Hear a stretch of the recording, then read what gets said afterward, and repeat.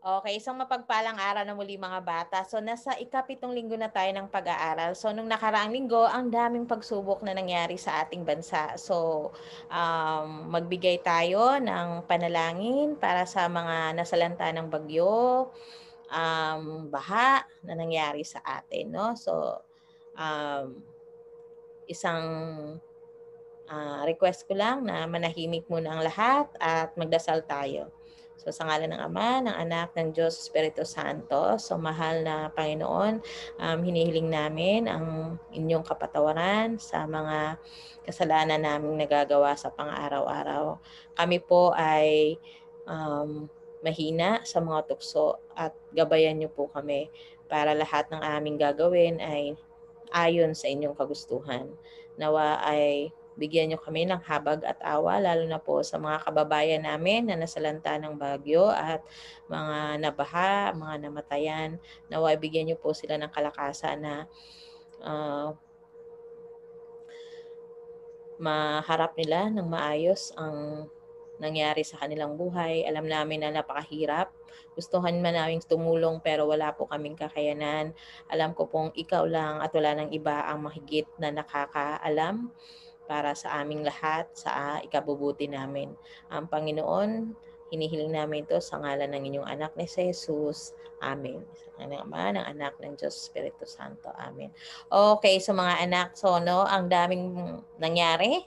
Alam ko, ang school natin, binaharin ang ilan sa mga kabarangay natin. Kaya nga pumunta muna sa Manuyo Elementary School, no? So, nakakalungkot kasi may pandemya tayong kinakaharap pero wala kasi hindi natin hawak ang nangyayari sa ating kapaligiran. Kaya nga lagi kong sinasabi sa inyo na laging magdadasal at gumawa ng kabutihan kasi sabi pa nga natin, meron pa tayong isang bangko doon sa itaas. No, kapag gumagawa tayo ng kabutihan dito sa mundong ibabaw, nagde-deposit din tayo doon sa itaas. Kasi sa bandang huli, meron tayong babalikan. Alam kong maliliit pa kayo, hindi nyo pa naiintindihan ang sinasabi ni teacher, pero pagdating ng araw, malalaman nyo rin at maaalala nyo rin yung mga sinasabi ko. Kasi ganyan din ako nung kabataan ko. Mga naririnig ko sa mga matatanda, pero yung pala ay totoo at nangyayari na ngayon. So sana, lahat ng nangyayari ngayon ay magbigay aral sa atin. Kaya kayo mag-aral ng mabuti at laging magpasalamat kay mama at papa kasi kung hindi dahil sa kanila, wala kayo ngayon sa kung ano man ang kinalalagyan ninyo, no? So swerte kayo. No, kung hindi kayo nabahaan, hindi tayo nabagyuhan, magbigay tulong kung may tutulong. Kung wala man tayong may tutulong, magdasal para sa kanila. Okay, naintindihan? Okay, so isang mapagpalang araw na muli mga bata. So ngayon, nasa ikapitong linggo na tayo ng ating pag-aaral. Ngayon ay magbabalik tanaw lang tayo kasi or magbabalik aral lang tayo kasi naituro ko na ito sa inyo. Noon kasi ginamit natin ay salita sa paghahambing ng mga pangkat ng bagay. Ngayon naman kasi gagamitin natin ang mga simbolo at gagamit din tayo ng um, bilang na kung saan hindi na gagamit tayo ng mga larawan na pangkata na siya pero ngayon ay bilang naman, no? Simbolong bilang. Okay? So, nakahanda na? So, ano nga ba yung ating aralin ngayong linggo? Okay, ito ay tungkol sa paghahambing ng mga bilang hanggang 100 gamit ang mga simbolo o compares numbers up to 100 using relation symbols. So, kung natatandaan nyo nung nakaraan, di ba yung ginamit natin yung mas marami, mas kaunti at magkapareho. Ngayon, di ba binigay ko na sa inyo kung ano yung mga simbolo noon? Okay, so ngayon naman, gagamitin natin ngayon yan sa pagkukumpara ng bilang. Okay? So bago yan, alamin ko muna kung naiintindihan nyo pa or alam nyo pa yung napag-aralan natin noong nakaraang linggo tungkol sa place value. Okay. So ayan. Ito yung place value chart natin. Ilagay nga natin yung mga tamang bilang. So sige nga, bibigyan ko kayo ng konting oras. Alam ko yung iba, alam na yan. Okay? So ihanda ang lapis at papel. Okay, sagutan. Okay, nakahanda na? Okay. O, tama ba ang inyong sagot? Sunod. Okay? Okay, so ano nyo na? Okay, sunod naman. Isulat ang tamang bilang sa patlang. So, paghihiwalayin natin ang sampuan, isahan, at sandaanan. Okay? So, sagutan.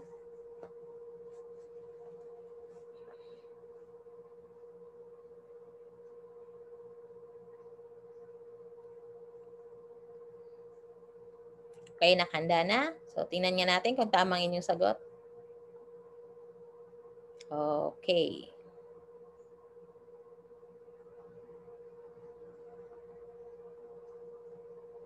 Okay. Sunod. O, pagtambalin ang hanay A sa hanay B. So, may isang sampuan, isang isahan, siyam na sampuan, zerong isahan, tatlo na sandaanan, zerong sampuan, limang isahan, pitong sampuan, pitong isahan, siyam na sampuan, siyam na isahan. So, alin dyan ang tamang bilang?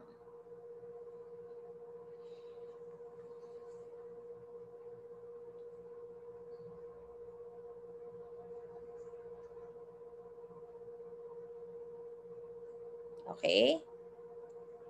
Sagutan na nga natin. Okay, 11. Yung isa, 90. 305, 77, at 99. Okay, ngayon nakahanda na ba mga bata? Okay, ano yung nakikita ninyong simbolo? Okay, di ba yan ay ginamit natin nung nakaraan na nagkukumpara tayo ng grupo ng mga bagay na kung saan ginamit natin ang salitang magkapareho at ito yung simbolo. So, magkapareho. Ngayon, titingnan natin kung yung bilang na ilalabas ko ay tama. Kung tama ba na magkapareho. No? Kasi pag sa English naman equal, no?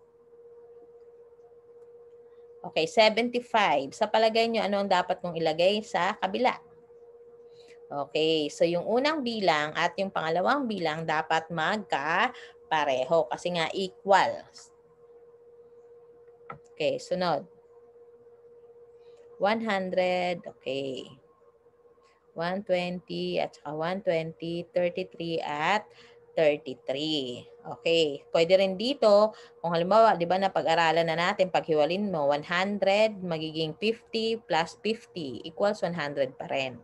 Okay, sunod.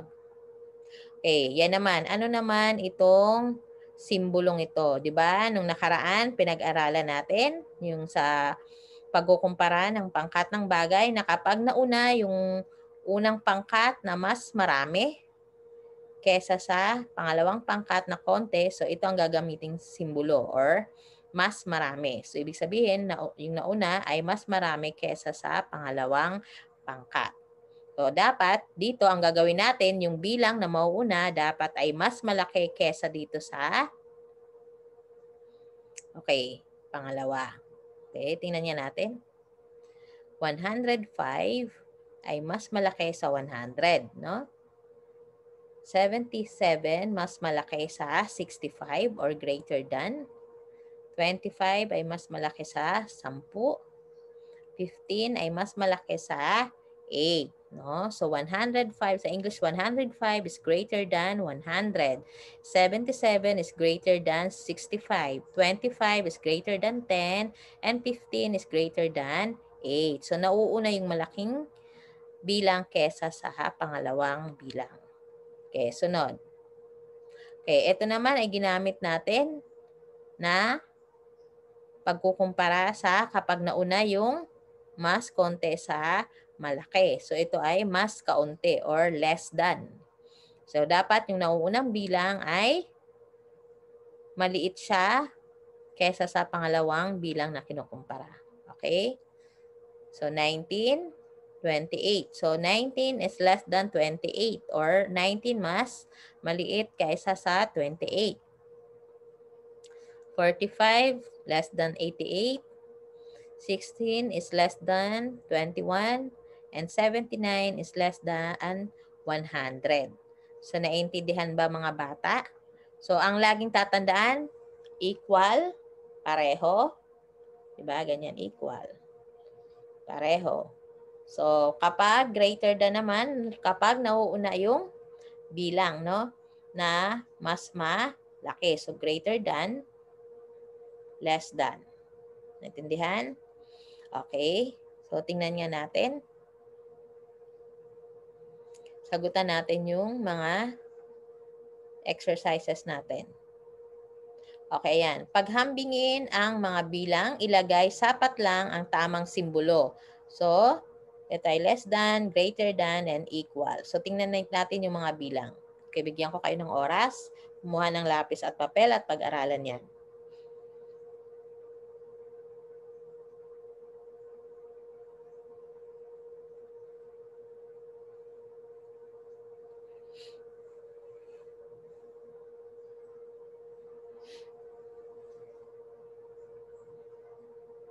Okay, nakahanda na? Okay, sagutan na natin.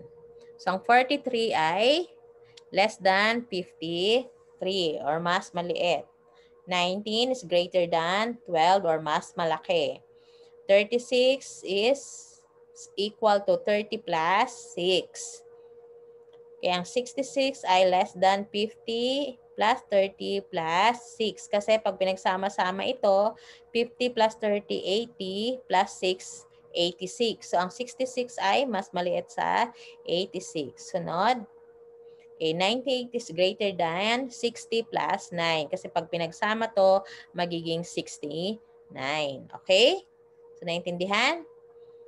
Okay, so tandaan na ang simbolong ganyan na makikita ninyo, ang simbolong ginagamit kapag pareho ang bilang na pinaghahambing.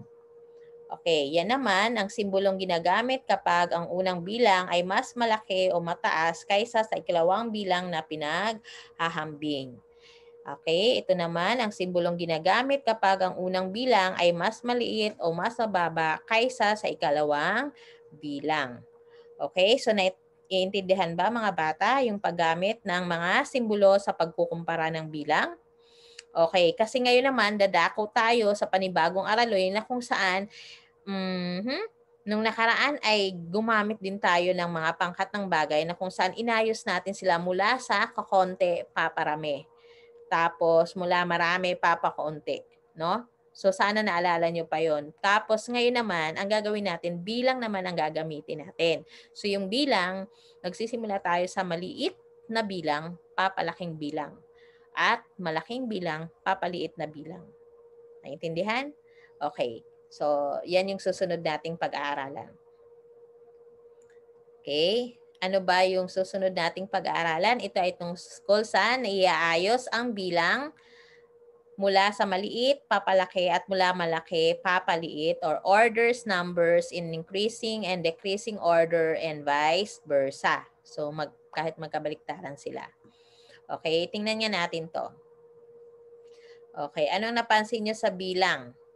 2, 4, 5, 6, 7. So, nauna ang number 2, nagtapos sa 7. Sunod, itong pangkat ng bilang, 3, 6, 9, 12, 15. Nagsimula sa 3, papuntang 15. Sunod, 10, 15, 20, 25, 30. So, mula 10, papuntang 30. Okay, 20, 30, 40, 50, 60. So, anong napansin nyo sa pangkat ng mga bilang? Paano natin sila inayos? Okay, yan ay inayos mula maliit, papalaking bilang. Diba? Simula sa maliit, papalaki. Papataas na yung halaga ng bilang. So, yan ay mula maliit, papalaking bilang or increasing order. No?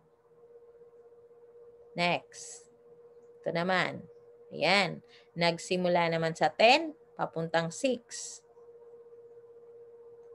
Okay, 43, papuntang 15. 70, papuntang 34. 130 hanggang 160 naman, papunta. Ito ay mula malaki, papaliit na bilang or decreasing order. So, yan yung dalawang ang pagsasaayos ng pangkat ng bilang. Mula maliit, papataas na bilang, or mula mataas na bilang, papaliit na bilang, or increasing and decreasing. Naintindihan? Okay, check nga natin kung naunawaan ninyo. Okay. Ayan. Meron tayong gawain. Iguhit ang, ano to?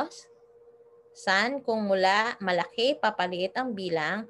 At heart, kung mula maliit, papalaki ang ayos ng mga bilang. Okay.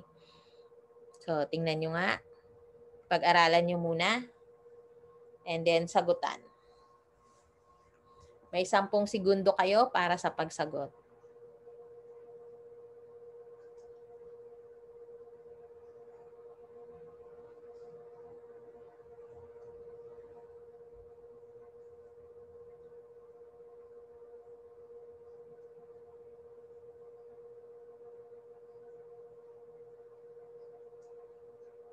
Okay, so nakahanda na. So sa number 1, meron tayong 4, 8, 12, 16, 20.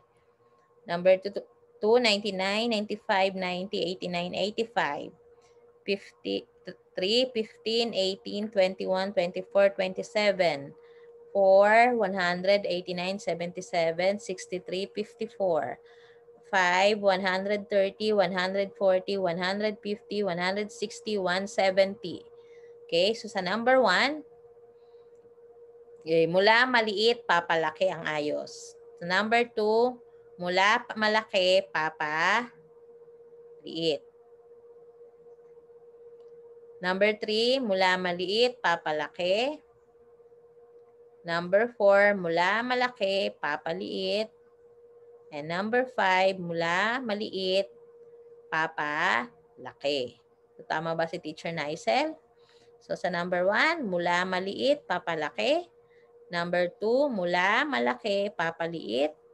Number 3, mula maliit, papalaking bilang. At number 4, mula malaki, papaliit. At number 5, mula maliit, papalaki. Okay. So, tandaan, ang mga bilang ay naaayos mula maliit, papalaki, or increasing order. At malaki, papaliit, or decreasing order. So, yun yung dalawang aralin natin ngayong linggo na pag-aaralan ninyo, na alam ko meron sa worksheet. So, pag-aralan, magpatulong kay mama at papa. So, tandaan na ang mga bilang ay napagkukumpara natin sa pamamagitan ng mga simbolo, yung equal, greater than, and less than, at naaayos natin ang bilang mula maliit, papa, laki, mula malaki, papa, liit. Naintindihan? Okay, so mag-aral ng mabuti. Isang mapagpalang araw muli sa ating lahat.